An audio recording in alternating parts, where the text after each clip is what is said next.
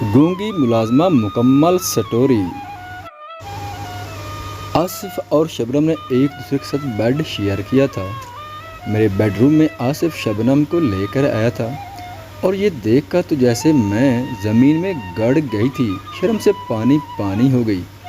जिस इंसान पर इतना ज़्यादा भरोसा किया था मैंने, उस शख्स ने कैसे मेरा एतबार तोड़ा। मैं जानबूझकर अगले दिन शॉपिंग का बहाना बनाकर घर से निकल गई और 10 मिनट बाद जब वापस आई कमरे में तो मुझे अपने ही बेडरूम से किसी लड़की और लड़के की बात करने की आवाज़ें आने लगीं। हमारे घर में एक पुरानी गूंगी मुलाजमा थी, लेकिन वो इतनी खूबसूरत थी कि उसे देखने के बाद यकीन करना मुश्किल था कि वो कोई मुलाजमा होगी। मैं जब से शादी करके उस घर में आई थी वो वहीं थी। उसका नाम शबनम था। वो बस रोबोट की तरह सिर्फ अपने काम से काम रखती थी। मैंने उसे कभी घर से बाहर जाते हुए नहीं देखा था। एक रात मैंने अपने शोहर आसिफ से शबनम के बारे में पूछा तो आसिफ ने बताया शबनम एक यतीम लड़की थी। उसके वालिदैन उसे इस घर में लेकर आए थे और फिर आसिफ के वालिदैन की मौत के बाद वो उनके साथ ही रहने लगी थी। लेकिन मुझे वो कुछ अजीब सी लगती थी। ऐसा लगता था जैसा उसकी आंखों में कोई बहुत बड़ा राज छुपा हो या वो कुछ छुपाने की कोशिश कर रही हो। ये उस दिन की बात है जब मैं बाज़ार शॉपिंग करने गई थी और जब वापस अपने कमरे में आई तो एक अजीब चीज़ मैंने देखी। शबनम के कान की बाली मेरे कमरे में मेरे बेड पर पड़ी हुई थी, जबकि शबनम कभी हमारे कमरे में नहीं आती थी और उस कमरे की सफाई भी मैं खुद ही करती थी। उस कमरे की एक चाबी मेरे पास थी तो दूसरी मेरे शौहर आसिफ के पास। तो फिर इस वाक़े को मैं अगर भूल भी जाती तब भी आगे जो हुआ था उसे भूल पाना मुश्किल था। अगले दिन मैंने अपने बेड पर भूरे रंग के कुछ बाल देखे। वो बाल मेरे नहीं थे क्योंकि मेरे बालों का रंग स्याह था। ये बाल शबनम के ही थे। तो क्या वो मेरे बेडरूम में आती रहती है और मेरे बेड पर सोती है, लेकिन उसके पास चाबी कहाँ से आई? मैं बहुत उलझी हुई थी। कुछ तो घाल था, कोई ऐसी बात जो मैं नहीं जानती थी। और फिर वो हुआ जिसके बारे में मैंने कभी ख्वाब में भी नहीं सोचा था। एक दिन जब गर्मी की वजह से मैं शॉपिंग करके जल्दी घर वापस आई तो अचानक मुझे किचन से किसी लड़की के बात करने की आवाज़ें आने लगी। इस घर में मेरे और शबनम के अलावा कोई लड़की नहीं थी और शबनम बात नहीं कर सकती थी। तो फिर जैसे ही मैं किचन के दरवाजे पर पहुंची तो मैंने देखा शबनम किसी से कॉल पे बात कर रही है। मुझे सदमा लगा ये जान करके कि शबनम गूंगी नहीं थी तो इतने साल तक वो गूंगेपन का ड्रामा क्यों कर रही थी। जब रात को आसिफ आया तो मैंने उसको सारी बात बताई, लेकिन आसिफ ने मेरी बात को एक गलत फहमी का। मुझे हर दूसरे दिन कोई झटका लगा रहा था और अगली बार जो हुआ वो तो नाकाबिले यकीन था। मैं जानबूझकर अगले दिन शॉपिंग का बहाना बनाकर घर से निकल गई और 10 मिनट बाद जब वापस आई कमरे में तो मुझे अपने ही बेडरूम से किसी लड़की और लड़के की बात करने की आवाज़ें आने लगीं।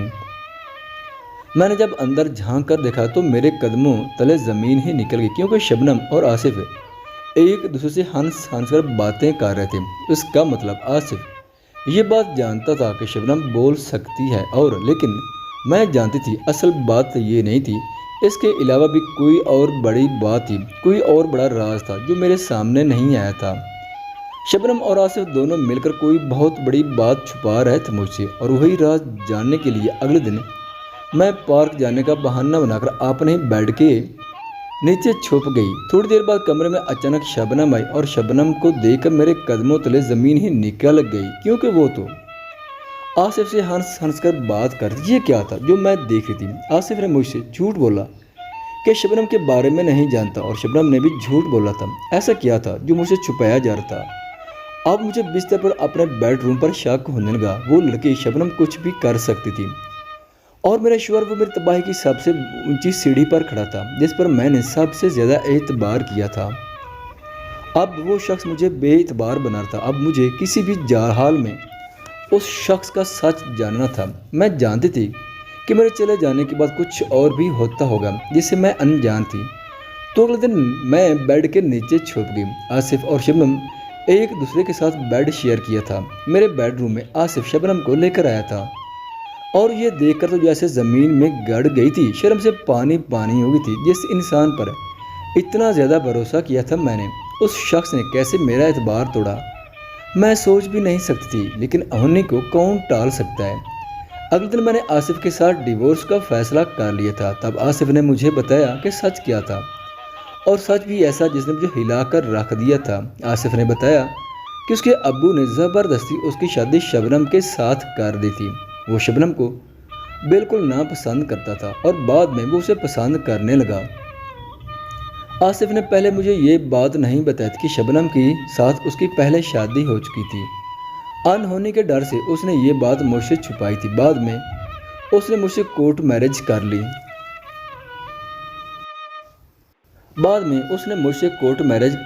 और ये बात राज ही रही कि शबनम उसकी बीवी थी। उसने अपने घर वालों को मना कर दिया था कि वो शबनम उसकी बीवी है, और यही था वो राज। उसने मेरे डर से कभी शबनम को बोलने का मौका नहीं दिया और शबनम को हमेशा मुझसे छुपाए रखा था। सारा सच सामने आ चुका था।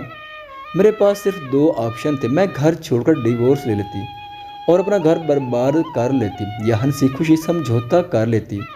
और फिर मैंने दूसरे ऑप्शन को चुना। मैंने आसिफ के साथ समझौते के तहत अपनी ज़िंदगी गुजार ली और शबनम के साथ मुझे कभी गिला शिकवा नहीं हुआ। शबनम जैसे मेरे काम पहले करती थी, जैसे मेरी बात पहले मानना करती थी, ये सच बोलने के बाद वो पहले की तरह मेरी बहन बनकर रहने लगी थी।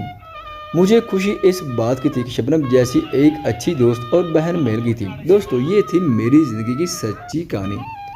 I hope you like it. फिर मिलेंगे एक नई कहानी के साथ।